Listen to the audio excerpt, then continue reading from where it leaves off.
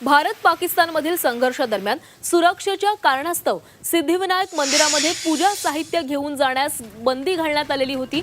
ही मंगळवारी आता बंदी उठवण्यात आलेली आहे। सिद्धिविनायक मंदिरात हार पेढे नेण्यास आता परवानगी देण्यात आली आहे। नारळ नेण्यास मात्र काही दिवस बंदी असणार आहे। सिद्धिविनायक मंदिरात पूजा साहित्य नेण्यास परवानगी देण्यात यावी अशी मागणी मंदिरालगतच्या हार फुले विक्रेत्यांनी केलेली होती। अखेर 10 दिवसांनी न्यासाचे अध्यक्ष सदा सरवणकर यांच्यासोबत सर्व दुकानदारांची बैठक झाली।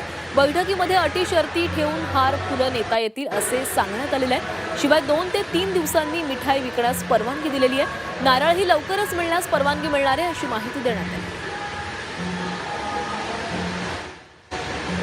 त्यामुळे सिद्धिविनायक भक्तांसाठी आनंदाची बातमी आहे। सिद्धिविनायक मंदिरात पूजा साहित्य नेण्यास आता मुभा मिळालेला आहे।